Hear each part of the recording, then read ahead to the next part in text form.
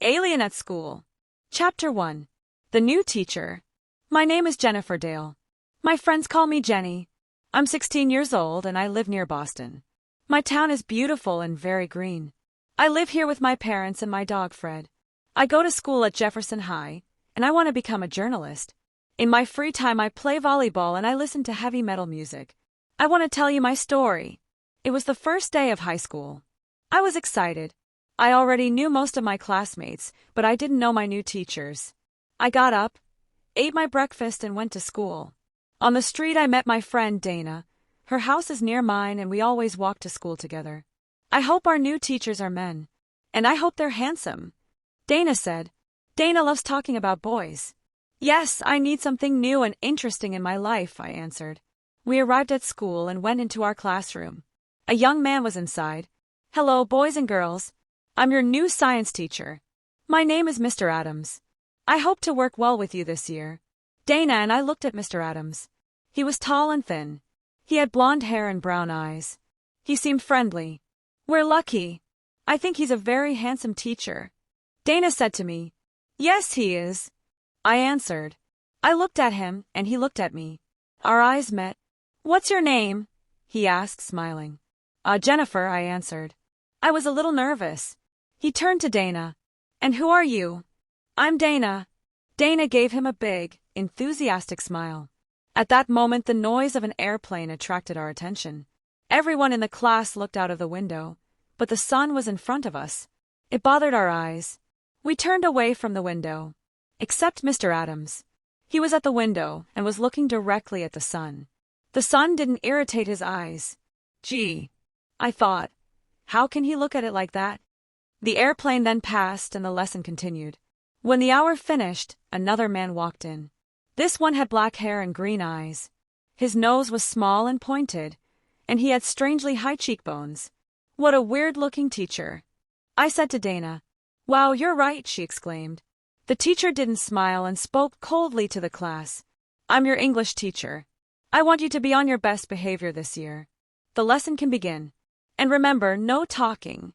Everyone in class was evidently shocked, but no one said anything. Another student, Steve, raised his hand.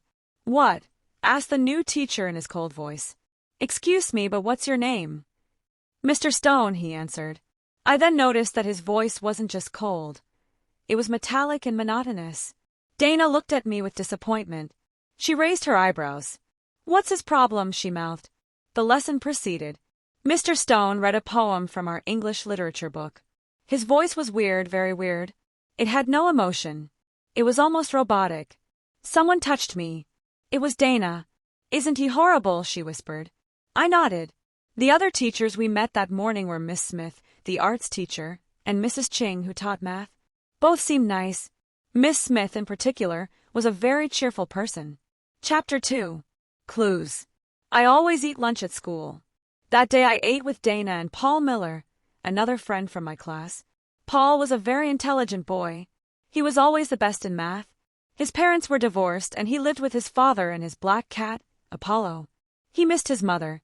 She lived with another man and didn't want to see Paul. His father was never at home. So Paul was very lonely. He didn't have many friends at school because he was too intellectual. He loved Apollo very much and spent a lot of time with him. What do you think about our new teachers? I asked my friends. I think Mr. Adams is very sexy, said Dana. Did you see how he looked at the airplane? The sun didn't bother him, exclaimed Paul. You're right, I said. But did you hear Mr. Stone? He speaks like a robot. His voice is cold and metallic. He's unfriendly too, added Dana. That's true, I said. Look, said Paul. Look what he's eating. We looked at Mr. Stone. He sat away from the other teachers, and he didn't have a normal lunch. There was a glass in front of him. It was full of a dense, green liquid. There were some black pills in his hand. He put 2 of them in the glass. The green liquid started to bubble, and it changed color. It started to become red. Then he took the glass and drank the mysterious red formula. I looked at Paul and he looked at me. We were disgusted and frightened. Dana tried to be rational. Maybe it's a new diet. Maybe that's why he's so thin, she said. I didn't agree. There was something strange about Mr. Stone. That afternoon and the next day we met our other new teachers. We also had English again. Mr. Stone came in and sat down. Miller. Paul Miller. Tell me something about yourself. Paul was surprised. English teachers don't usually ask personal questions. Well, Paul, don't you have anything to say? Well, I enjoy astronomy. I have a cat. Mr. Stone asked everyone to say something about their life and hobbies. Maybe he wants to create a relationship with us. But he's such a cold person. How bizarre, I thought. Then, looking at him more carefully, I noticed something. His eyes weren't green anymore. They seemed a darker, different color. I raised my hand. May I go to the bathroom? I asked. As I walked towards the door, I looked at Mr. Stone's eyes again. I was right. They were yellowish-brown. They looked like amber. Chapter 3. Aliens. That afternoon I sat on my bed and thought about my first 2 days of high school. I wanted to know more about Mr. Stone. I decided to go and visit Paul. Paul was in front of his computer. He was very interested in astronomy, the occult, and life on other planets. Hi, Paul. What are you doing? I asked. I'm on the internet. I'm in contact with the International Space Fan Club. Listen to this. Something very important is happening. A comet is passing through the Virgo constellation. There are the right connections for intergalactic meetings. The Earth has been in the Virgo constellation since last week. But what are intergalactic meetings? I asked. They're voyages of aliens to our planet. These voyages can happen only in special moments, for example, when a constellation and a comet meet. Aliens can travel to our planet for different reasons. Sometimes they want to study us humans. Some people say that aliens may come to Earth to conquer the planet. I looked at Paul with a shocked expression. An idea started to form in my mind. What's wrong, Jenny? Paul asked. Maybe Mr. Stone is an alien. I exclaimed. Gee, aren't you exaggerating? Come on, get real. Well, his voice doesn't seem human, his eyes change color, and do you remember the green liquid and the black pills he had for lunch? What do you mean his eyes change color? Paul asked. Didn't you notice? Yesterday they were green. Today they're amber-colored. I answered. Even if his eyes change color, I still don't believe he's an alien. But the comet explains everything. It entered the Virgo constellation last week, and Mr. Stone is a new teacher. I talked to Dana's brother, Matt. He said that this is Mr. Stone's first year at Jefferson High. No one knows where he comes from. I said. Maybe. Paul's eyes lit up. Maybe that's why he asked us all those personal questions. He wants to study us. Yes. You see, all clues indicate that he is an alien. So, what can we do? I asked. We can spy on him. Maybe we can follow him to his house. We can see where he lives and what he does at home. However, we must be very careful. He doesn't seem to have emotions. He might get angry if he discovers we suspect him. We'll try to follow him tomorrow after school, okay? Said Paul. The next morning before school, I took Fred out for a walk in the park. Fred needs daily exercise, so my parents and I take turns walking the dog. The park was empty. It was dawn. A lonely bird chirped in the trees. The grass was wet with dew. There was peace all around. Suddenly, I noticed something, or someone moving behind the bushes. I got closer to see who or what it was. In the clearing, there was a man. He was looking up and his arms were raised. He bent down and touched the ground. Then he stood straight again. Face and hands again directed to the sky. After about a minute, he turned around. It was Mr. Stone. Was he communicating with the universe? With his planet? Was he really an alien? I quickly walked away. Fortunately, Fred didn't bark. I took my dog home and then met Dana. We walked to school. I wanted to tell her about Mr. Stone, but I didn't. It was too difficult. Besides, I couldn't tell her about the afternoon plan because it was too dangerous for 3 people to follow the teacher. During the morning, I thought about Mr. Stone again and again. I was scared but also excited. Chapter 4. Too much imagination. When the science class started, Mr. Adams walked in. Come on, boys and girls. Today we're going to the science laboratory, he announced. In our lab there are some white mice and some hamsters in cages. As Mr. Adams passed by their cages, they started to squeal loudly. They were very agitated. Mr. Adams laughed. What's wrong? He said, speaking to the animals. I won't eat you. Then he gave us some worms. You must cut them into little pieces. The pieces can live and move independently, he said. I looked at my worm. It was pale and slimy. I didn't want to cut it up. Jennifer, are you afraid of cutting up your worm? I looked up. Mr. Adams was at my desk. He smiled down at me. Give me your knife. I thanked him and gave it to him. His arm touched mine. It tickled. An electric shock ran through me and I jumped. What's wrong? Asked Mr. Adams. He seemed frightened. And nothing, I answered, trying to smile. He helped me cut up my worm, then walked away. No one else in class had noticed anything. I didn't know what to think. Were all my teachers weird, or was I just too imaginative? I wrote a note to Paul and told him what had happened. Paul, I whispered. Paul turned and looked at me. I passed the note. Excuse me. What are you doing? Paul, what do you have in your hand? Asked Mr. Adams. His voice made me freeze. We were in very big trouble. And in nothing, said Paul. Please listen to the lesson. If I see you again, you must give me the note. I'm sorry, answered Paul. Phew. I was so happy that I wanted to laugh. Obviously, I didn't.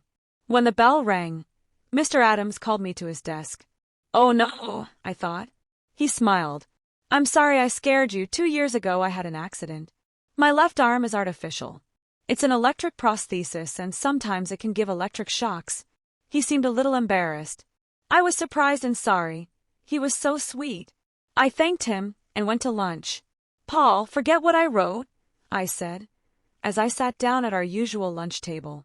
I told Paul and Dana about Mr. Adams' electric prosthesis.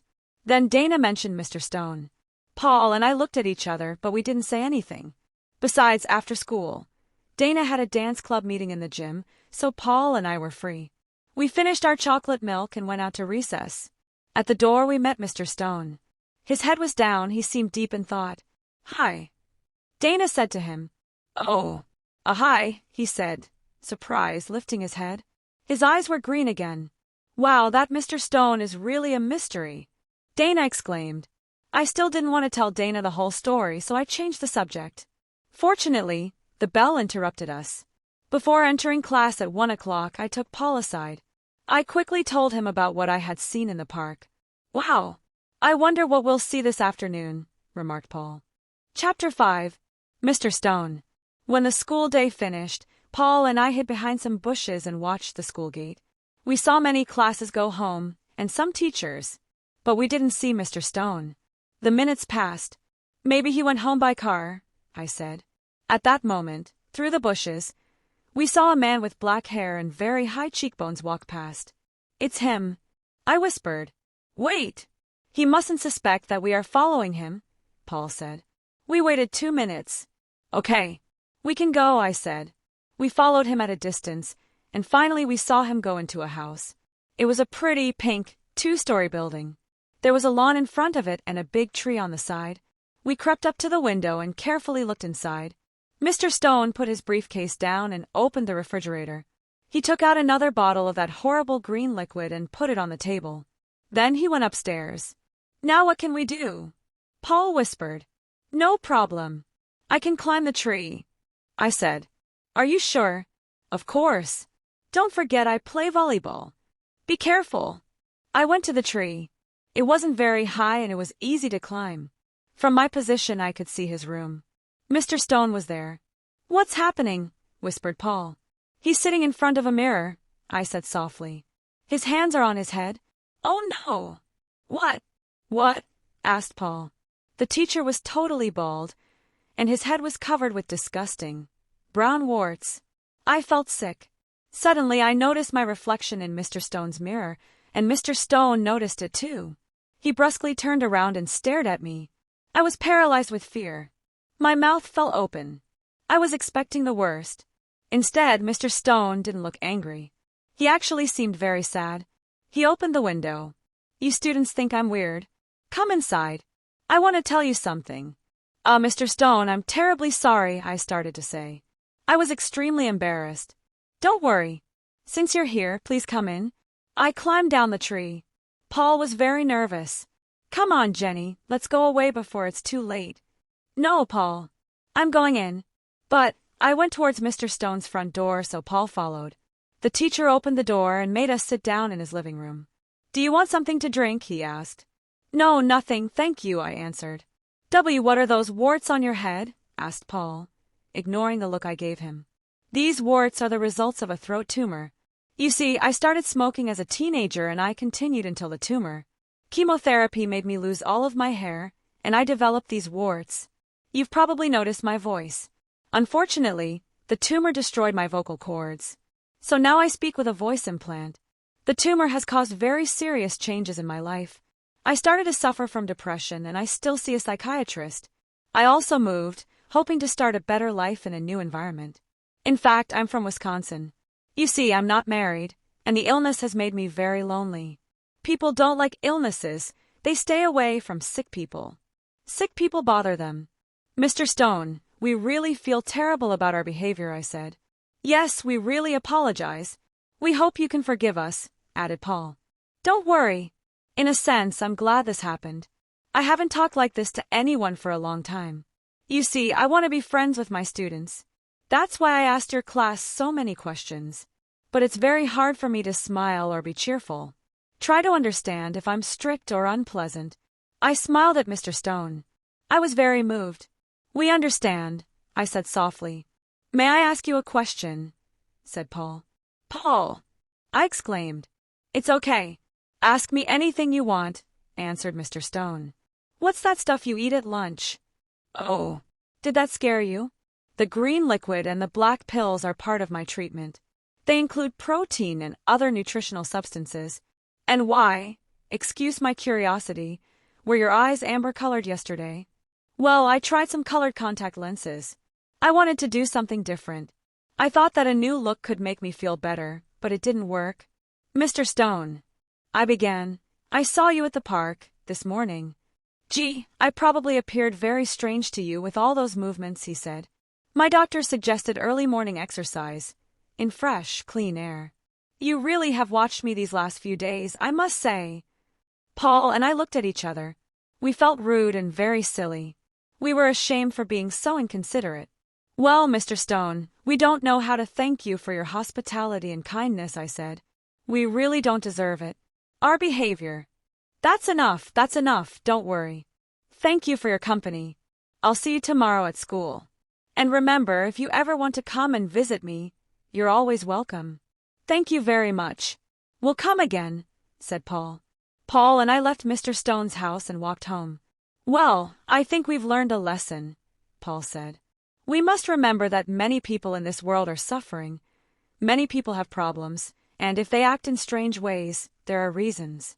There isn't an alien behind every bush. There's a person just like you and me. And maybe this person needs friendship and a helping hand. I looked at Paul with affection and admiration. His words expressed my own thoughts perfectly. We had let our imagination and superficiality dominate us. This made us forget human feelings and problems. I thought about Mr. Adams and his artificial arm. Even in that case, I had overreacted with my ridiculous suspicions. Hey, Paul, I said. I want to celebrate. This adventure is over. I feel relieved. Let's go to the Rainbow and buy an ice cream. Okay, Jenny. Good idea. Let's call Dana, too, I added, thinking it was the moment to inform her about everything. Sure.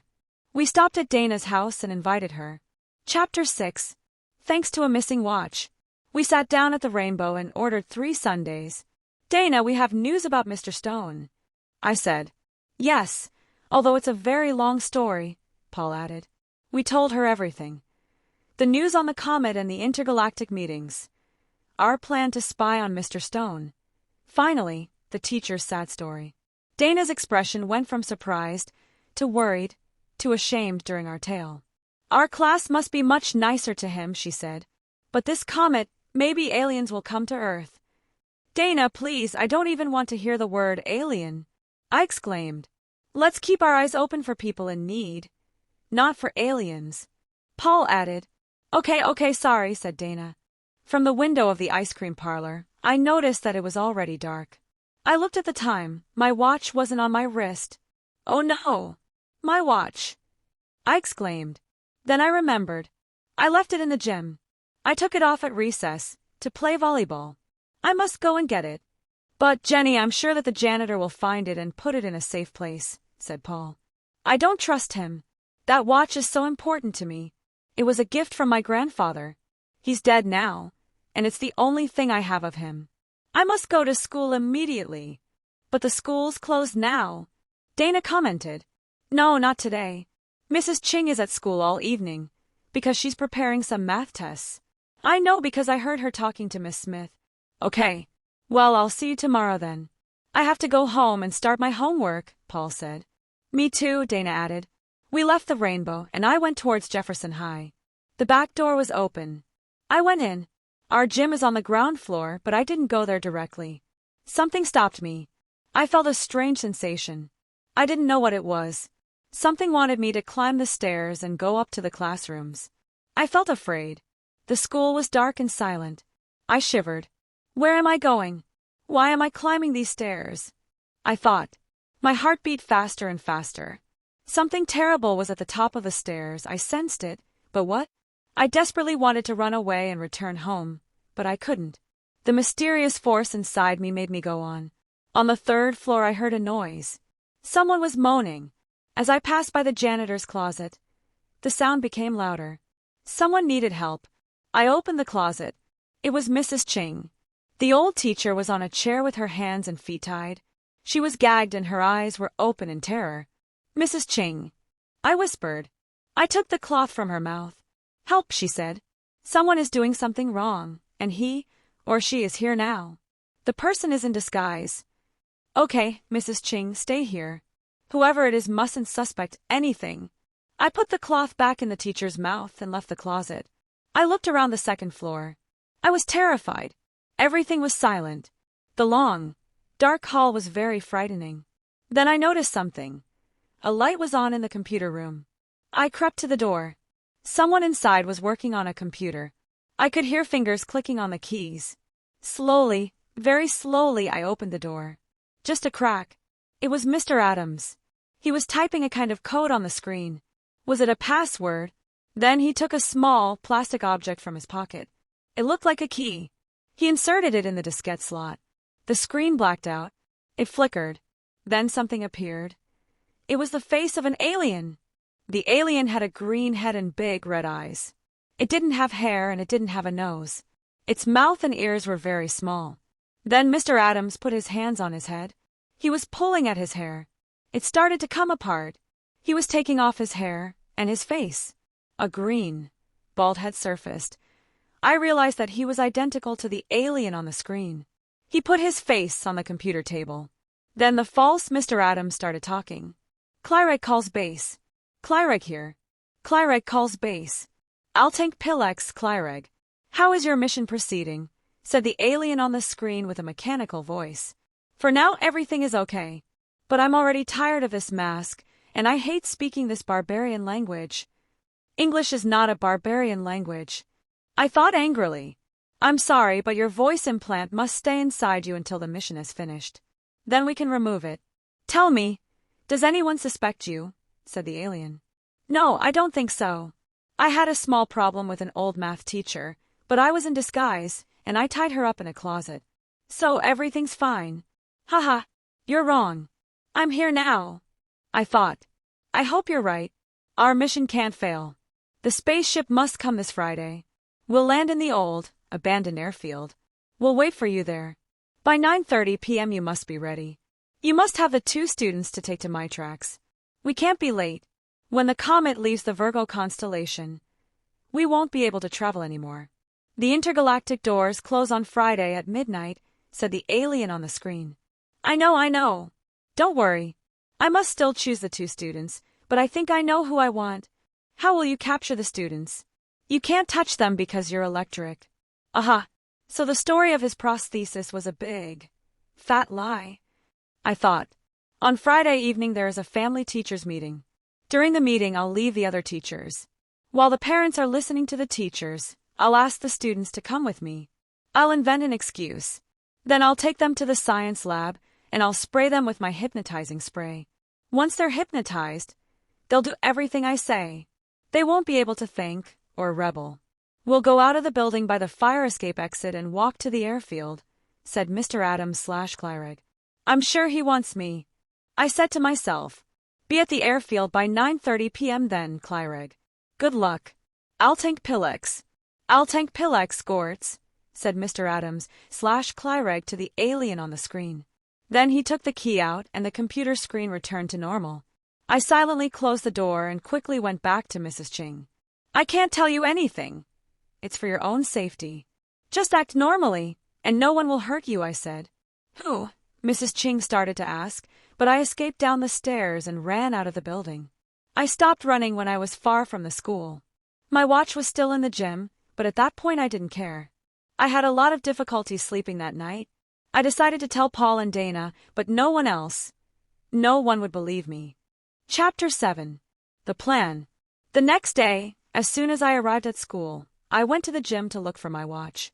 Fortunately, it was still there. At lunchtime, I took Dana and Paul to an empty table and started my story. I decided to get to the point immediately. Mr. Adams is an alien, I said. No, not again. Are you doing this on purpose? Because if you're not, you have a problem. Paul exclaimed angrily. I thought you wanted to stop all this. I thought you were ashamed of your behavior. First Mr. Stone, now Mr. Adams, he continued, while Dana raised her eyebrows incredulously and suppressed a smile. I know I seem crazy, I said, feeling tears in my eyes. But I'm telling you the truth. I saw him with my own eyes. Please listen to me. I told them everything, from my mysterious sensation to the conversation between Mr. Adams / Clyreg and the alien on the computer screen. Both my friends looked terrified and shocked. They finally believed me. Besides, I added, do you remember how he looked at the sun? It's incredible. I continued, he's green and his name is Clyreg. Other aliens are coming in a spaceship on Friday evening. They're going to land in the old abandoned airfield near our high school. They want to take 2 students with them to my tracks. My tracks? Asked Paul. Yes. It must be the name of their planet. This Friday, added Dana. Exactly. During the family teachers meeting. He's going to hypnotize them with a spray and take them on his spaceship. Today is Thursday. We only have a day to do something, exclaimed Paul. I have an idea, I said. What? Asked my friends. We can try to find the hypnotizing spray and take it away from him. It can only be in 2 places. Somewhere in his house or somewhere in the science lab. Good idea. This afternoon after he goes home, we can look for the spray in the lab. If the spray isn't there, tomorrow morning we won't go to school.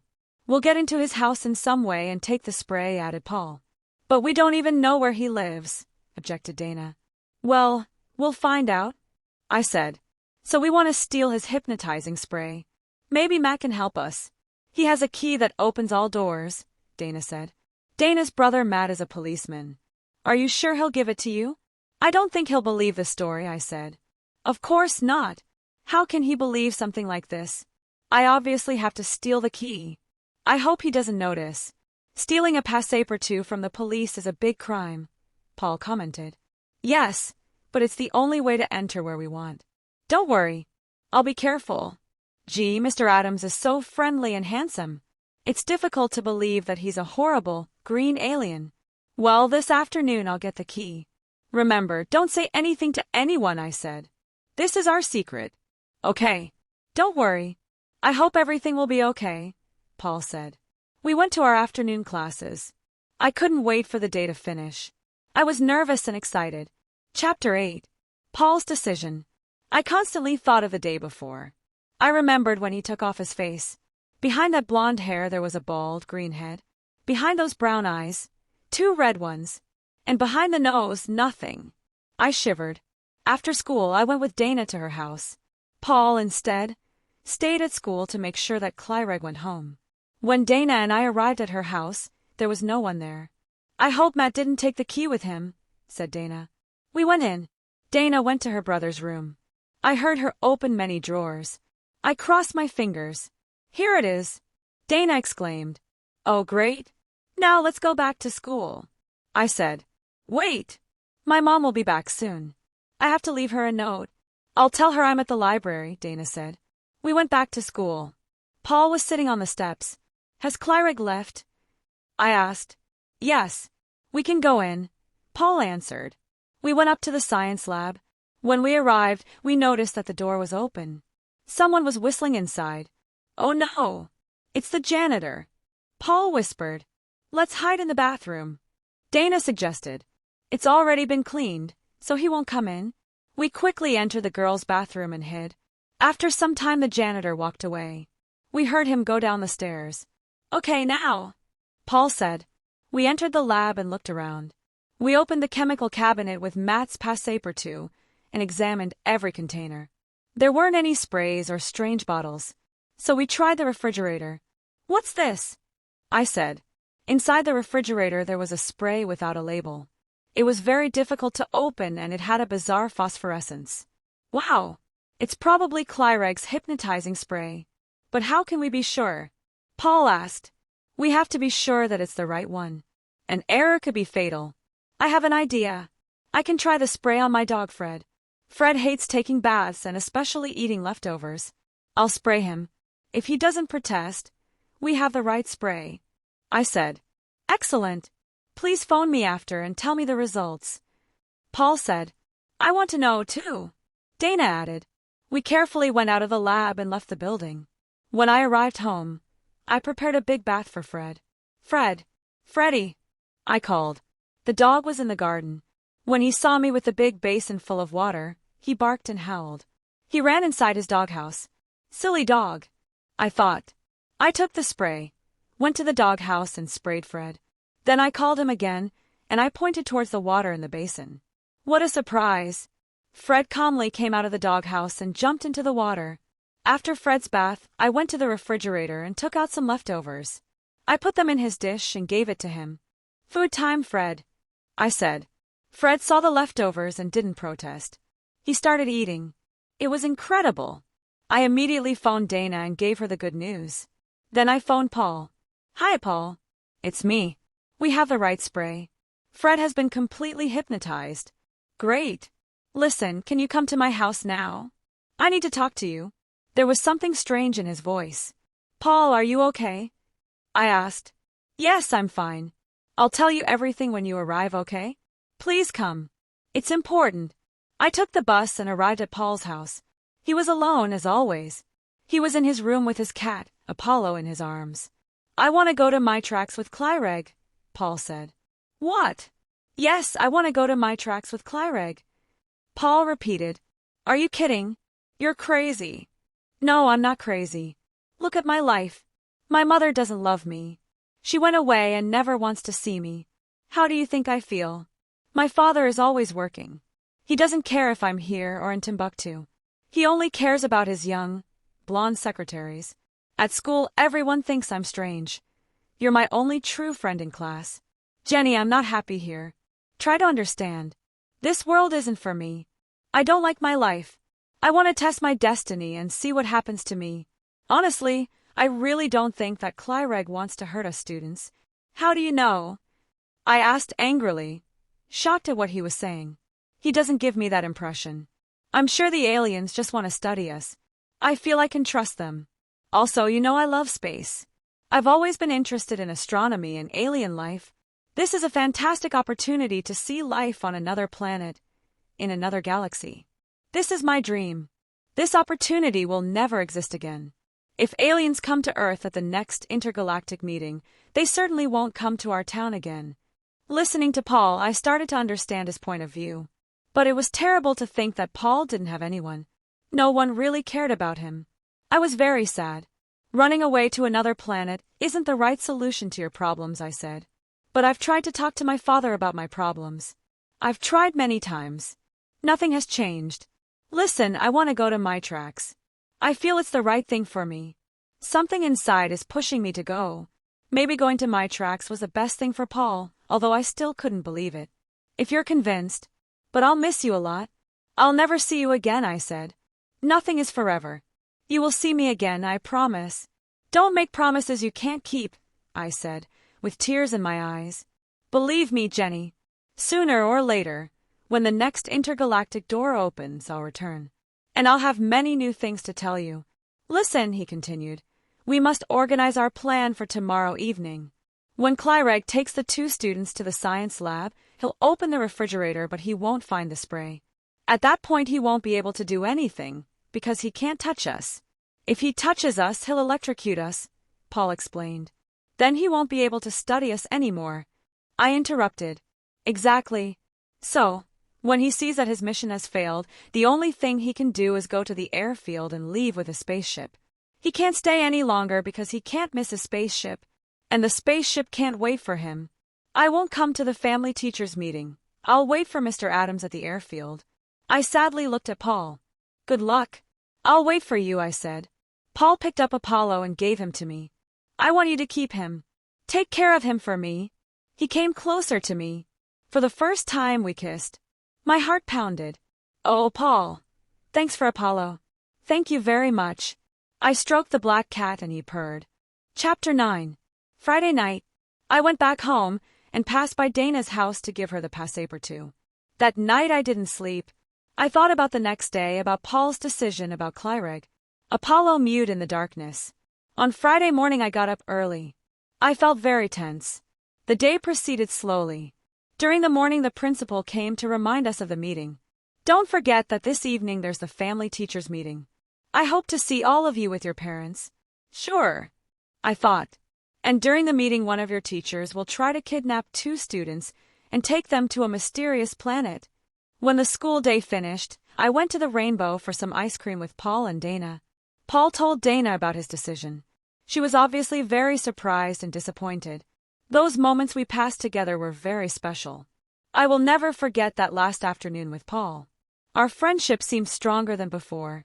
We felt more united because of our separation. Finally, after dinner, my parents and I walked to school. We sat down in the auditorium, and the meeting started. At one point I saw Mr. Adams get up and go towards Dana's family. I saw him whisper something to Dana's parents and then to Dana. She got up from her chair and followed him. Together they walked towards Stephen's family. Steve is another one of my classmates. I'm sure Clyreg chose him because Paul was absent. In fact, I noticed him looking for Paul. Steve, Dana, and Mr. Adams left the auditorium. So he didn't choose me, I thought. I looked at my watch. 9:05. 25 more minutes. Suddenly I had an irresistible impulse. I wanted to see what was happening. I got up. Jenny, where are you going? My mom asked. I'm going to the science lab. Don't worry, I said, and I quickly walked away. The door of the lab was closed. Inside I heard Mr. Adams opening the fridge. I imagined his anger. Oh no, he exclaimed. Where is it? Where is what, Clyreg? Dana asked. Are you talking about the hypnotizing spray? You lost Clyreg, she exclaimed triumphantly. What? You know. Clyreg was shocked. What spray? What are you saying? Said Steve, who didn't know anything about it. What courage Dana has, I thought. Mr. Adams had the power to electrocute her if he wanted. It was stupid to make him angry. But in the end, it seems that Paul was right. Clyreg wasn't really a bad alien. Well, I don't think you need us anymore, Dana said. The door opened and she walked out. Come on, Steve. Everything's okay. Let's go back to the meeting. Then Clyreg came out. He seemed confused and helpless. I looked at my watch. Clyreg, it's 9:17. Go. Don't miss your spaceship, I said, almost with compassion. Clyreg looked at me, even more surprised. Then he went to the fire escape exit and ran away. At that moment I thought of Paul. I followed Clyreg down the fire escape stairs and out of the building. Our school is very close to the old airfield, so Clyreg and I reached it at 9:24. The spaceship was already there, waiting for Clyreg. Its portal was open, but all the lights were off. The aliens from my tracks didn't want anyone to see them. Paul was there too. When he saw Clyreg, he ran towards him. Clyreg, listen. I want to come with you. Take me with you. You can study me. I know you won't hurt me. Clyreg was literally shocked. Come then, Paul. Hurry, he said, recovering from his amazement. Paul, I shouted. Jenny. He ran to me and we embraced. This crazy adventure has finally finished. Fortunately, everything ended well for everyone, Paul said. Think about me sometimes, I said. I'll always think of you. And remember, I'll be back. Paul, Clyreg shouted. He was on the stairs of the spaceship. The portal is closing. Have fun in my tracks, you space lover, I said, laughing and crying at the same time. Paul went up the stairs and the portal closed behind him. The spaceship lights turned on, and it silently went up into the dark night sky. I watched it disappear into the blackness. Then I hurried back to school. My parents were still at the meeting with everyone else. No one seemed to suspect anything. Dana and Steve sat calmly near their parents. I, too, went back to my mother and father, smiling innocently. Today 6 months have passed. Everyone at school now knows the truth about Mr. Adams, although not everyone totally believes my story. We have a new science teacher. Her name is Miss Lundberg, and for the moment she seems normal. Dana and I have been to visit Mr. Stone a few times, and his relationship with our class has really improved. He seems a happier person, and this pleases me a lot. Steve is now Dana's boyfriend, and they make a nice couple. I still have the hypnotizing spray. I keep it hidden, although sometimes I use it on Fred when he needs a bath. Apollo is now a member of our family. Fred is a little jealous of him, but they're usually friends. I told my parents the entire story. They seemed to believe me, especially because no one can find Paul. In the beginning his father looked for him, but he soon stopped worrying. Sometimes Dana and I talk about Clyreg and our adventure. We remember Paul. On many evenings, alone in my garden, I look up at the sky and think about him. Good night, Paul, wherever you are. See you soon, extremely embarrassed. Don't worry. Since you're here, please come in. I climbed down the tree. Paul was very nervous. Come on, Jenny, let's go away before it's too late. No, Paul. I'm going in.